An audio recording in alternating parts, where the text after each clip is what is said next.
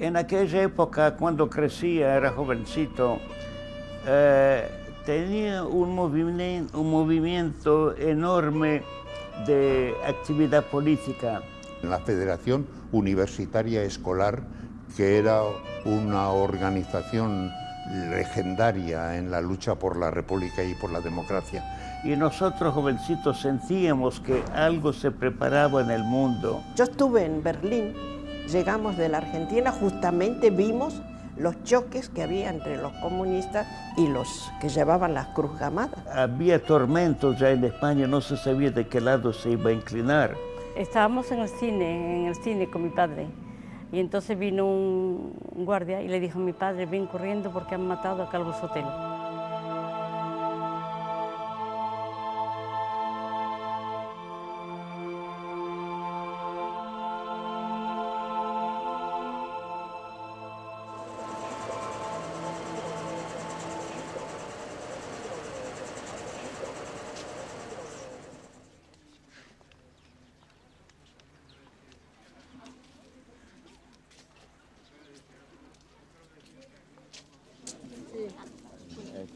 Que servía mucho.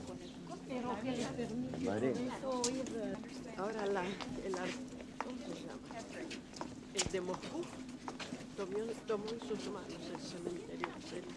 En un acto de homenaje a brigadistas, no se puede olvidar al gran poeta Rafael Alberti: venís desde muy lejos, mas esta lejanía, que es para vuestra sangre que canta sin frontera.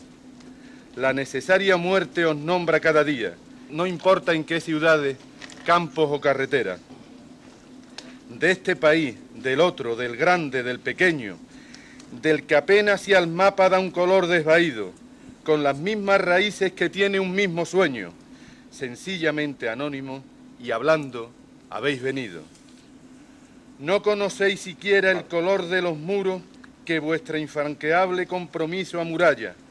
La tierra que os entierra la defendéis, seguro, a tiro, con la muerte vestida de batalla. Quedad que así lo quieren los árboles, los llanos, las mínimas partículas de la luz que reanima.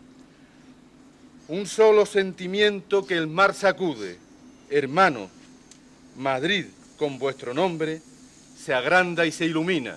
La ilusión que me hacía el poder compartir unos momentos con personas que habían vivido aquellos años y lo habían hecho con toda la dignidad y toda la intensidad que les daba la fuerza de la razón que les asistía. Además me viene a la memoria, y me llena de congoja, la memoria de mi progenitor, el cual, como vosotros, luchó por la libertad y la dignidad y la justicia, siendo represaliado, encarcelado y una vez terminada la guerra, hasta que murió en el 53. Y no es revanchismo, es que no podemos olvidar, porque los pueblos que olvidan su historia están condenados a repetirla. ¡Viva la República! ¡Viva! Cuando nosotros nos retiramos de España, hemos dicho: no hemos perdido la guerra, hemos perdido una batalla, y la guerra la hemos ganado con paciencia, lucha, perseverancia, lógica, coraje. Ya, como dijo Pasionaria, sois historia, pronto seremos leyenda, pero aún estamos aquí, quisiéramos transmitir un mensaje a la juventud: no se dejen atropellar por nadie, sigan luchando por los derechos humanos, la dignidad humana. Muchas gracias a todos.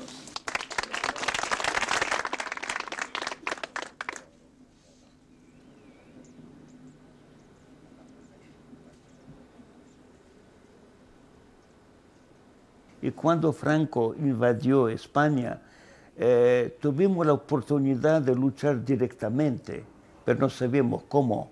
En el año 36, el 18 de julio, yo me trasladé de Madrid a San Sebastián para iniciar mis vacaciones. Y fue el mismo 18 de julio cuando estalló la rebelión militar fascista contra la República. Me sorprendió en la provincia de Burgos, sublevada ya, con pelotones de 25 a 30 guardias civiles que interceptaban nuestro vehículo, pudimos pasar y llegué a San Sebastián el mismo día en que había estallado la guerra. Mi papá era periodista en Madrid, pero los veranos lo íbamos a pasar a la casa de mi abuelita, que era un pueblo pequeño que se llama Igualada. Y ahí estábamos pasando el verano con la fiesta mayor, todo muy, muy bonito, cuando de repente llega esta cosa por radio y entraron diciendo unos tíos míos, parece que ahora va en serio, ahora se levantó el ejército. Mi padre era vasco, muy cerca de Guernica, y él se fue al frente y lo mataron cerca de Vitoria. Cerca de Vitoria lo mataron, y después mi madre me llevó, como su situación era muy difícil y Bilbao estaba prácticamente bloqueado, y las fuerzas, todavía no estaba Franco, de los amotinados, de los insurrectos, estaban avanzando ya hacia Vizcaya. Me entregó a una casa de huérfanos de milicianos. Enfrente de donde yo trabajaba se instaló el Comité Nacional de la CNT. Con ellos, en los sótanos de un convento que había requisado, grandes sótanos, allí aprendí a manejar un fusil y salí con ellos en la llamada Columna España Libre.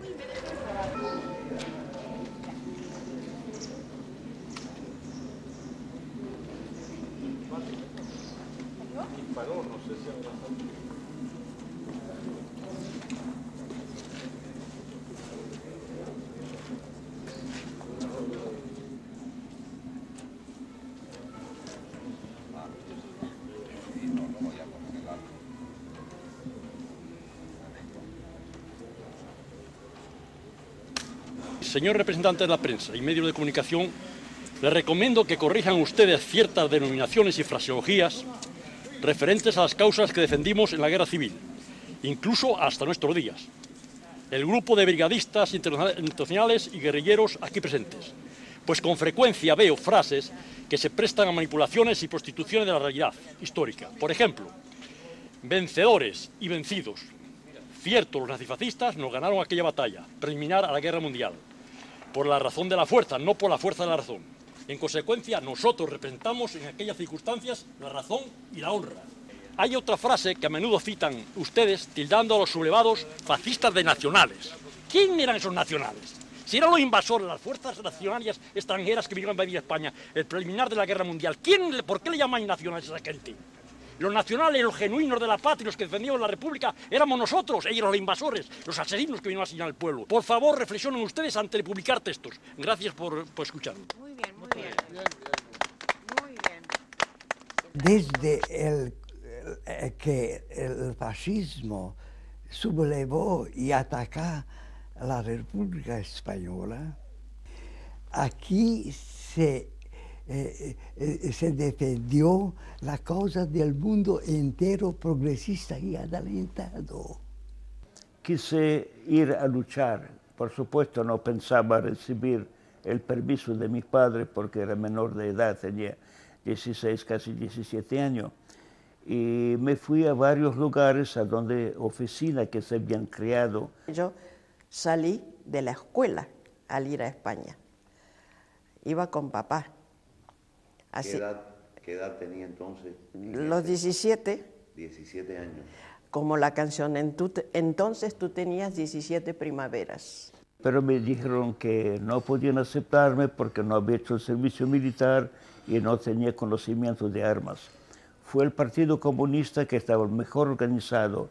Y ellos enviaban solamente los que habían hecho el servicio militar y tenían dominio de armas. Yo en los primeros días quería que venir voluntario, pero el Comité Central y el Comité de Ayuda estuvo necesario de mí. Así que después de 6 meses, en junio de 1937, he recibido el aprobo del Comité Central a ir voluntario.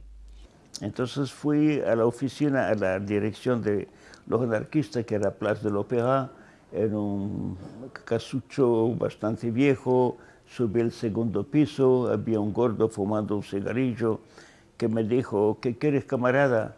Le digo, quiero ir a pelear a España. Venite la semana próxima que sale una caravana. No me preguntó ni mi nombre, ni la edad que tenía, ni nada. Puede ser que la idea era ya la idea de nuestra familia, de que algo hay que hacer por la España. Y se crearon las condiciones de que hacía falta traductores por la ayuda de la Unión Soviética, asesores. Me escapé de casa, dejé una notita a mis padres diciendo, les ruego que me perdonen por haber hecho que le parecerá insensato, pero yo considero que es mi deber de ir a luchar contra el fascismo, pararlo. Y estoy seguro que después, cuando venceremos, el mundo podrá vivir más en paz. Los quiero a todos, les pido que me perdonen, los beso a los tres, a mi hermana y mi padre. Yo estuve todo un año, de principios del 37 a principios del 38, pero toda mi familia estuvo aquí, mi papá, mi hermana y el futuro marido de mi hermana. Yo vine aquí de Moscú en 1936. La primera palabra que aprendimos fue salud, salud camarada. Un chofer vino y pregunté, ¿qué hace usted aquí? Hemos sentado en maleta, pequeñas maletas, estamos sentados. Hemos dicho que aquí venimos de Moscú y nadie no viene a encontrarnos, no sabemos qué hacer. ¿A dónde ir? Venimos de Rumanía 500 brigadistas. Vemos alemanes, vemos italianos, unos checos, unos polacos.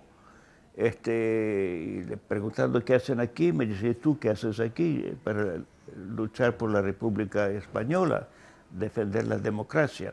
Después de venir a Barcelona, a mí habían mandado al frente de Madrid para servir en la aviación. Estaba allí intérprete de jefe de Estado Mayor de la aviación rusa. Estuvo en batallón Diakovich, que estaba un batallón balcánico.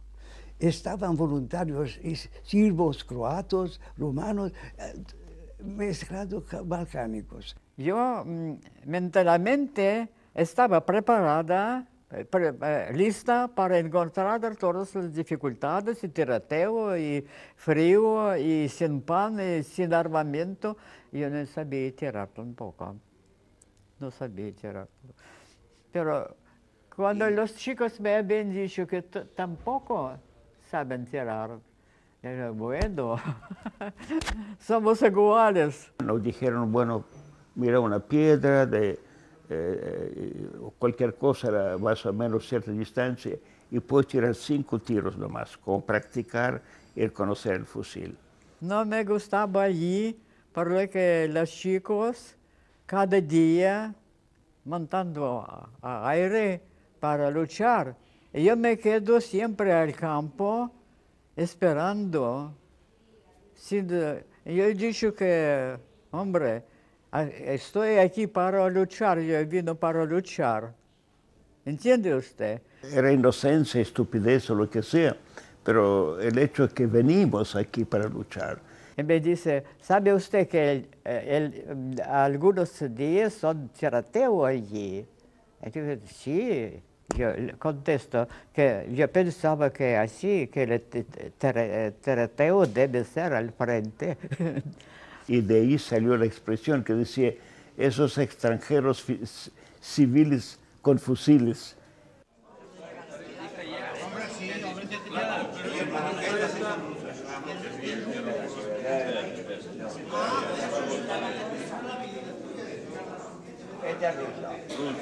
Mira, váyale, mira. Este es ametralladora Fox. Este es un poco de cinta.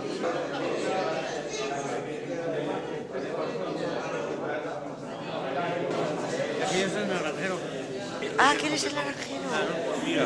Ay, yo nunca había visto el mojito. Que he llevado yo una guerrilla, de mojito ruso. Ah, ¿es el ruso? Una calada,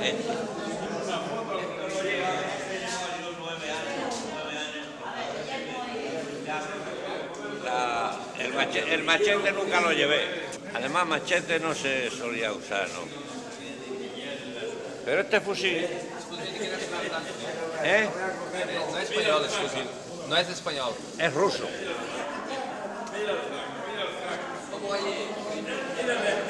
Y había un inconveniente en estos fusiles, es que si tirabas un poco sin la bayoneta, estallaban de la mano.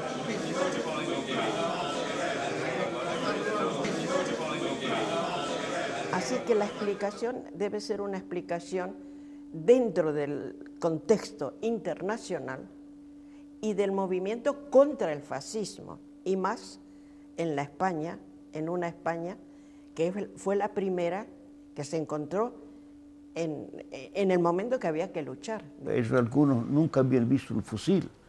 Había un caso de un anglosajón que tiró el anillo de una granada, no sabía qué hacer, le dio al otro compañero y lo voló y quedó ciego hasta el final de su vida. No tenía nada de preparación, pero tenían agallas. Los brigadistas húngaros han hecho una canción revolucionaria que dice: estábamos frente de Madrid, 1000 idiomas, un solo corazón. Mi jefe, Arturo Esparroyes, me presentó algunas preguntas. Yo no entiendo nada por lo que eran andaluces.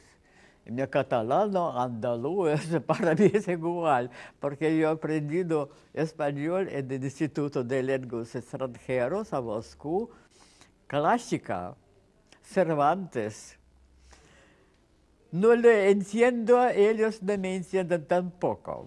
Y eso nos causaba muchísimas pérdidas de gente, porque en el momento de ataque no es el momento de traducir de un idioma a otro las órdenes. Normalmente era o bien el francés o el español, porque bueno, había intérpretes, más o menos, sobre todo en mi batallón había muchos que habían trabajado en Francia y hablaban en castellano. Y llegamos a entenderlo, no te preocupes. Yo comenzó a explicarme con las manos algunas palabras que yo conocí. Todo está muy bien. Entonces se decidió de criar a todos los extranjeros en grupos separados, que ya la palabra centuria no se aplicaba, la brigada, que era más militar, se aplicó, y dejamos de ser milicianos. Fue exactamente a fines de noviembre de 1936 que fue decretado que se creaban las brigadas internacionales. Después de los primeros éxitos de las fuerzas del Frente Popular en defensa de la República, se estaba notando ya una carencia de armamento y sobre todo de municiones. Estuvo parte en el combate para liberar Zaragoza, las fuentes de Ebro. No teníamos bastantes reservas y no podíamos liberar Zaragoza. En la conquista de los cuarteles sublevados de Loyola en San Sebastián se habían recuperado ciertas armas, fusiles sobre todo, pero carecíamos de municiones. Nos dieron en el camino fusiles Mauser, pero fusiles Mauser secos y españoles. No sé si fue sabotaje o lo que fuera, el caso es que las municiones las cambiaron y la munición no es la misma. Entonces los catalanes, que habían dominado ya la situación en el otro lado de la frontera, se las arreglaron para enviar por el sur de Francia por lo menos 2 vagones de municiones y ametralladoras, sobre todo. Y llegaron a Irún en el preciso momento en que al gobierno de entonces, presidido por León Blum, se le ocurrió aplicar ya de lleno, directamente, la política de la no intervención y detuvo el paso de los 2 vagones. Cuando nos enteramos, el grupo de estudiantes en el que estaba yo, quisimos tomar por asalto la estación francesa de Hendaya, soltar el freno de los vagones y, aprovechando el hecho de que entre Hendaya francesa e Irún española el ancho de vía era válido, pues empujar los vagones hacia zona española para aprovechar las municiones. Pero nos detuvo el comisario de guerra de Guipúzcoa, Jesús Larrañaga. Nos dijo que sería una locura, que eso iba a producir un incidente diplomático que haría perder toda posibilidad de defensa a la República, y nos detuvo allí. Una vez más, las democracias han demostrado su cobardía y han aceptado una derrota más delante de lo fascista. La gran burguesía tenía miedo de la República Española. Hacen todo para que no reciba la ayuda del mundo progresista.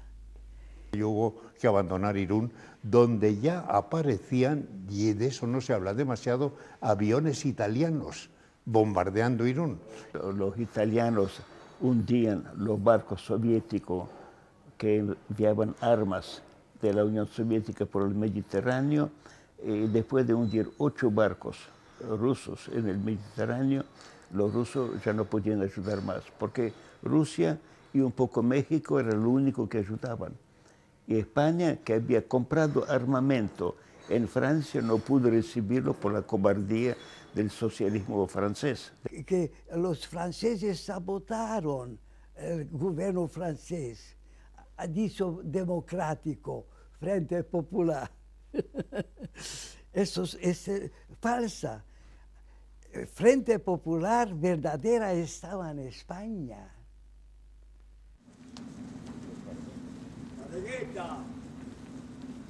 Los nuestros están allí. Todos están aquí. Esto es una cantera. Era una cantera y que se ha transformado en cementerio. Porque el cementerio principal es el otro que está del otro lado. Ya. ¿Sabes? Sí. ¿Ves? Las brigadas internacionales. ¿Ves la estrella? Esa placa que a la derecha, ¿Cuál? esa a la derecha, es la guerrilla, a la memoria de la guerrilla urbana. Ajá. Que a hacer inauguración yo vine aquí. Y escúchame, yo he visto estrellas de David, De de judíos. israelitas, de judíos. Y aquí también vas a verla. También. Porque había muchos combatientes judíos con nosotros.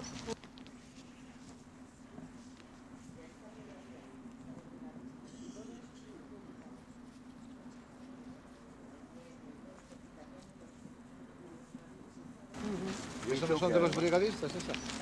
Son brigadistas. Esta brigadista. Esa es la señal de los brigadistas. Mira, Luigi Longo. Italiano. Italiano. Claro. Sí. Pero son seres humanos. Eso es el Partido Comunista. Partido Socialista Unificado. Eso es Partido Comunista.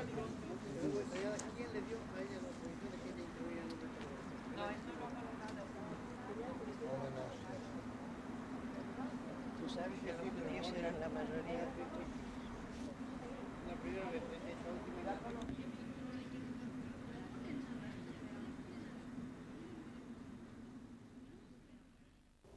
La situación era muy crítica, muy difícil.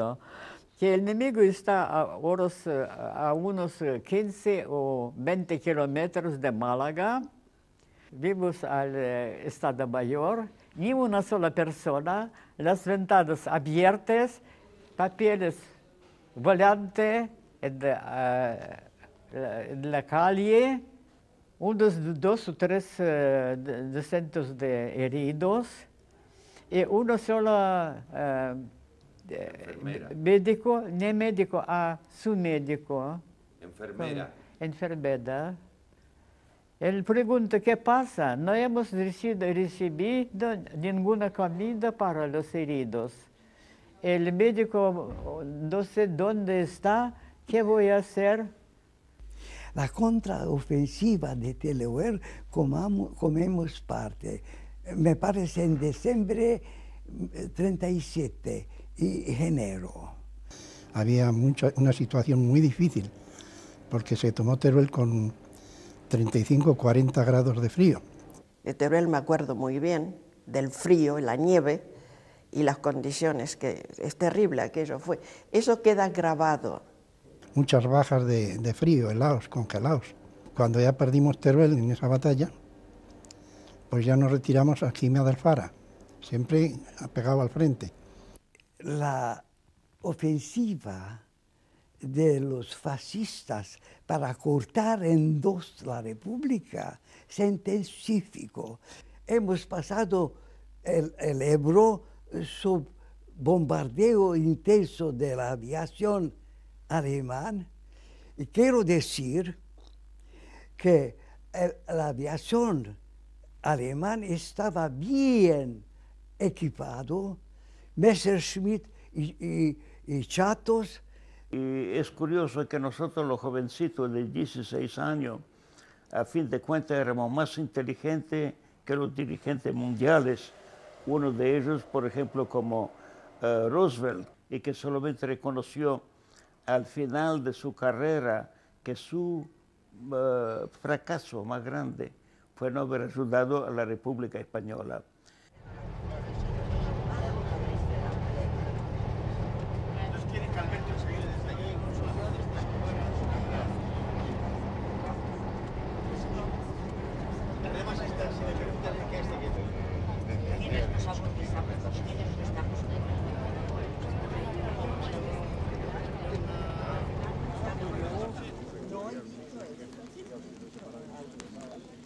Yo le decía a María que habrá hecho falta cuántos años para que los alemanes reconozcan que fueron ellos y no los rojos como lo dijeron en su tiempo. Más de 30 años.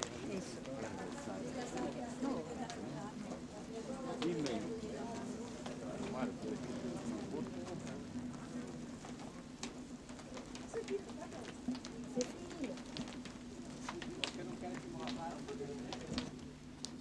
El brazo muy bien. El que quiera puede subir el brazo, el que no. Entonces el 26 de abril del 37 era un lunes, todos los lunes se hace mercado aquí en Guernica, ahora es un mercado más de vender pues hortalizas, verduras, pero antes sí es verdad que era un mercado en el que también se vendían animales, la gente de los caseríos bajaba aquí y por lo tanto ese día siempre había mucha más población que era habitual. Además de que muchos gudaris que estaban escapando del Frente Nacional estaban por esta zona al caer Durango. Ese día, a las 4 y cuarto de la tarde, empiezan a tocar las campanas de la iglesia Santa María, que es la que hemos dicho que no queda destruida, avisando de que vienen aviones. Por aquí no había aviones de defensa, ¿eh? Entonces el bombardeo dura 3 horas y media, más o menos, y se puede decir que se hace como en 3 tandas. La primera tanda, los alemanes, siempre escoltados por italianos, que un poco el tema de que los italianos participaron ha quedado un poco como más desapercibido, pero hay que decirlo también, ¿eh? Siempre escoltados por italianos vienen y lo que hacen es tiran unas bombas grandes, como las que tiene el señor aquel en la foto, que se llamaban bombas rompedoras. Las tiran en los tejados de la casa de tal manera que hacen grandes boquetes y como hemos dicho antes, que el entramado de las casas era de madera, en la segunda pasada, la Legión Cóndor, los Junkers, tiran unas bombas pequeñas llamadas bombas incendiarias que tienen un producto químico y al caer dentro de los agujeros que previamente habían hecho las bombas rompedoras, pues todo prende fuego. Y la casa que no había sido destruida por una bomba, pues en contacto con las otras, todo arde.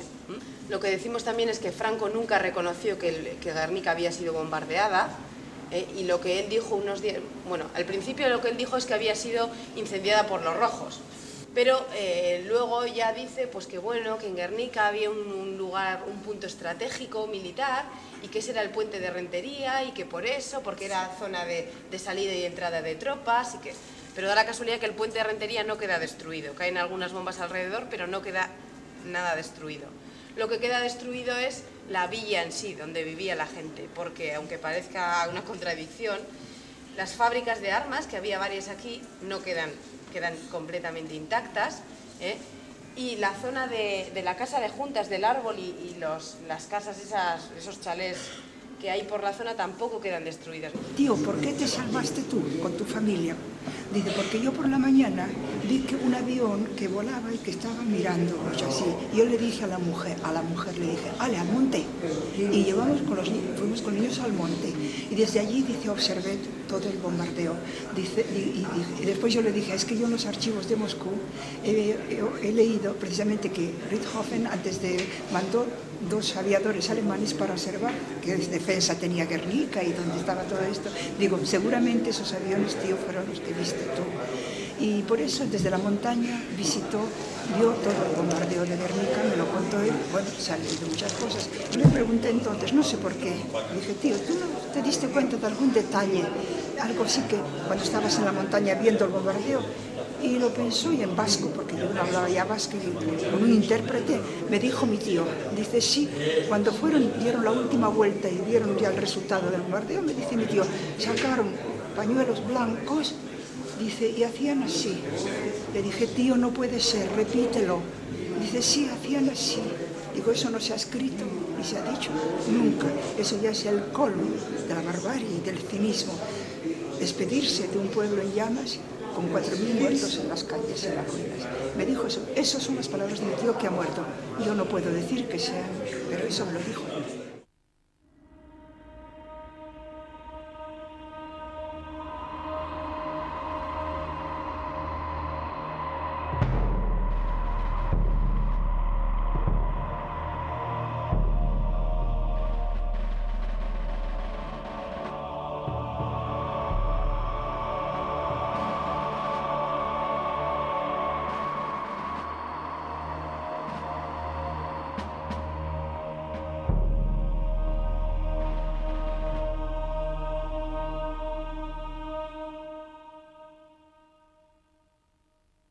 Estábamos en Bilbao, bombardeaban entonces tanto, pasaban tanto hambre, pero nosotros como estábamos en la residencia, pues no lo pasábamos tan mal. Y yo me acuerdo que cuando bombardeaban, yo no sé por qué, tenía 11 o 12 años, me subía a una torre y me ponía a recitar versos y a escribir poesías, porque los niños estaban todos en el refugio y era el momento en que yo me sentía, fíjate, los niños no sienten miedo, el niño no tiene miedo nunca nada. 2 veces me cayeron bombas en mi casa, uno no estaba y la otra estaba. Yo te voy a decir que después siguieron tirando bombas y era una cosa horrorosa. Entonces me acuerdo que me escondía en un armario, porque yo creía que así me iba a proteger, y me escondía en un armario y me acuerdo, fíjate que pensaba, qué suerte tienen los niños de otros países que no pasan esto, pero ellos no lo saben.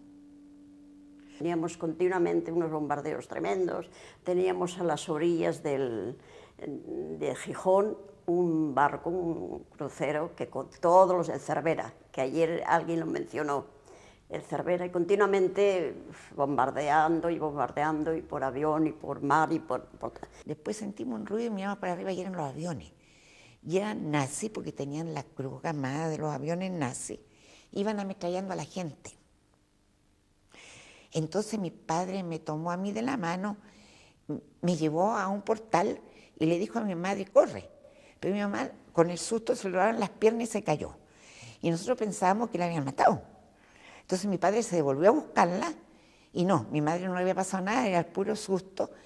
Y fuimos al piso, así tiritando, y el piso estaba incendiado. O sea que nos quedamos así, tal como estábamos vestidos para ir a comer, sin nada más.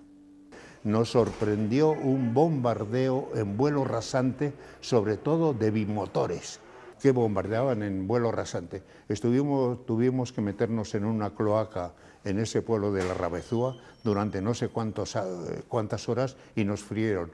Pero en Barcelona iban una semana entera cada media hora. Y hasta el final había una psicosis tal, ya no sabíamos ni dónde estaba la escalera. Entonces ya eran, porque lo hicieron seguramente para aterrorizar a la población civil, no me cabe la menor duda. Pero era la primera vez en la historia que se hacía una cosa así.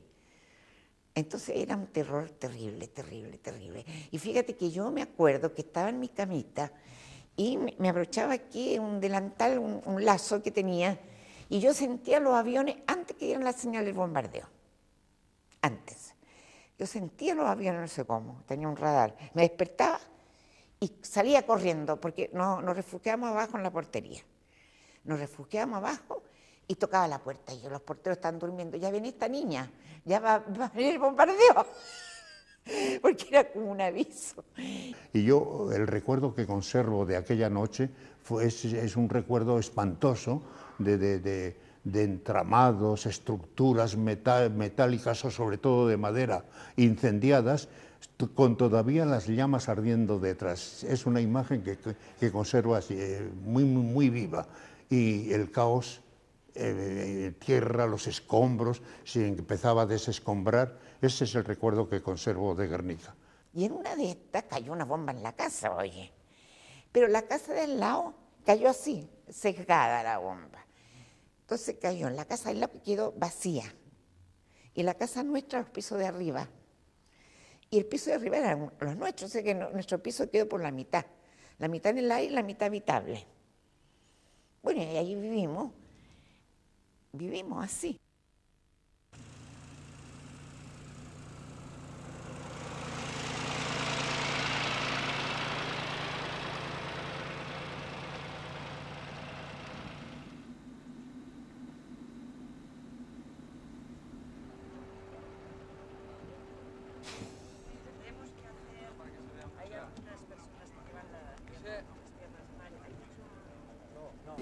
En principio, cuando Corbera, después de caer el Frente de Aragón, quedó en poder de los llamados nacionales, mejor llamados fascistas, Corbera caía en manos otra vez de la República alrededor de entre las 11 de la mañana o las 3 de la tarde, más o menos, porque iban llegando distintas unidades.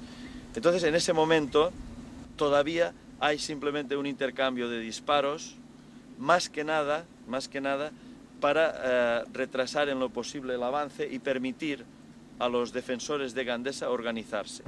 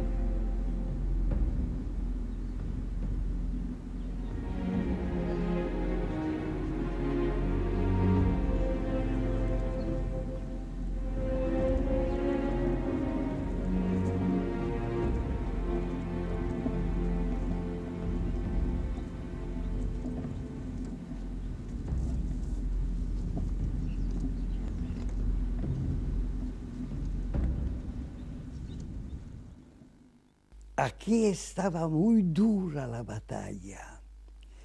Allí combatió con todo mi entusiasmo hasta 23 de septiembre, cuando conforme la intervención, el gobierno republicano nos retiró de los frentes y hemos predado los cañones a los camaradas españoles. Los alemanes y los italianos decían, claro, como veían que Franco ya estaba parado por las brigadas internacionales, ellos querían deshacerse de las brigadas internacionales.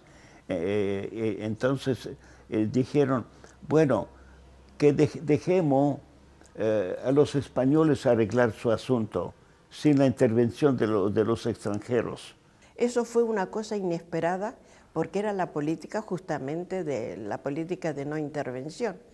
Y claro está que para muchos, para los internacionales, para las brigadas y también para los soviéticos, fue una cosa, es el resultado de la política que en aquel entonces... Pero ellos tenían más de 100.000 italianos y alemanes, tenían la aviación alemana, tenían los tanquistas.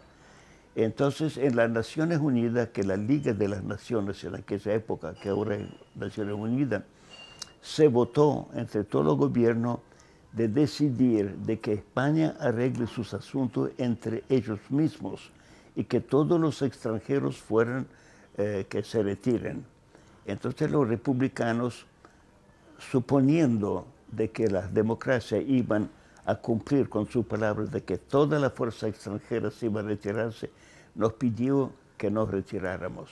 En noviembre ha hecho la despedida a Barcelona. Cogí parte en la despedida. En tribuna estaban José Díaz Pasionaria, el jefe de gobierno, Negrín, y los conductores del ejército español. Desfilamos con entusiasmo, una despedida muy triste. Es como arrancar un niño, echar un niño de su casa. Y era muy penoso de las brigadas, que éramos 8.000, 9.000, no más de 9.000 o 9.200, creo. Fue la famosa despedida en Barcelona, que la Pasionaria hizo el discurso de que después de la guerra venga la paloma de la paz, que ustedes volverán de su paz. Bueno, es conocido por todo el mundo. Pues me vi el día de la despedida de las Brigadas Internacionales encargado de hacer uno de los numerosísimos reportajes que se hicieron, y fue una jornada inolvidable. Yo estuve sobre todo en la diagonal por donde desfilaron las Brigadas Internacionales y todavía conservo el recuerdo de ser uno de los días que más flores he visto en la calle, lloviendo sobre los soldados, la emoción de los soldados. Nos retiramos de la frente con mucho lástima, con mucho dolor, que dejamos a ellos que combaten solo más adelante. Una de las cosas que también pues, nos emocionaron mucho fue que actuó los últimos restos de la aviación republicana que teníamos, sobrevolaron el desfile y lanzando octavillas, y en las octavillas estaba el soneto dedicado a las Brigadas Internacionales por Miguel Hernández, un compañero anarquista que he tenido en la Fundación Antonio Machado de Collioure. Me contó es la emoción que sintió, dice, al ver por primera vez en su vida volar la poesía.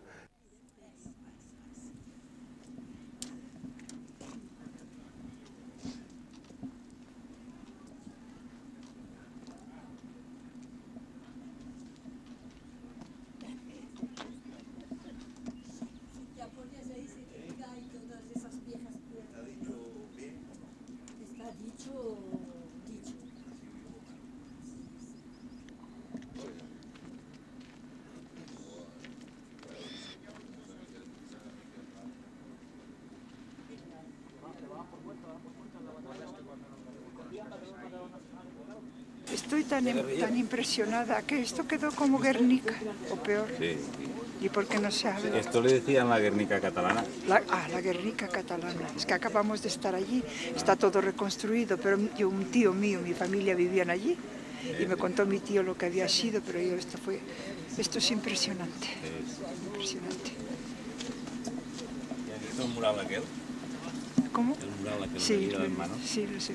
Simboliza que los niños aguantan, que son los niños de ahora, aguantan lo poco que queda del pueblo para que no caiga. Hay un monumento que han inaugurado de Brigadas Internacionales. ¿Lo ves? Madres, mujeres, cuando los años pasen y las heridas de la guerra se vayan cerrando, cuando el recuerdo de los días dolorosos y sangrantes se esfumen, en un presente de libertad, de paz y de bienestar, cuando los rencores se vayan deshaciendo y el orgullo de la patria libre lo sentimos o lo sintamos todos los españoles, hablarles a vuestros hijos, hablarles a estos hombres, de estos hombres de las Brigadas Internacionales. Son palabras de la Pasionaria. Me siento muy emocionado porque aquí estuvo luchando 2 meses y medio hasta que nos retiraban de frente por la iniciativa de no intervención.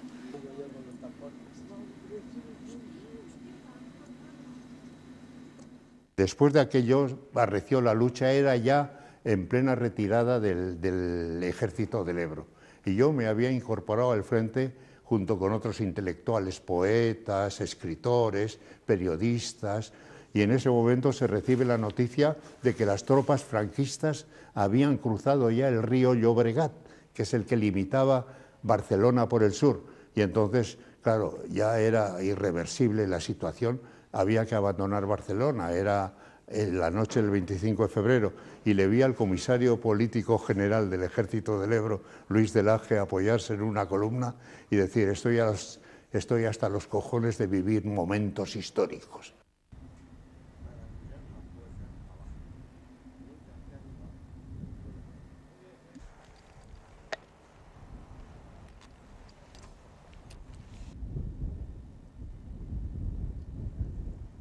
Nos encontramos en este momento en el primer puesto de observación de la batalla del Ebro.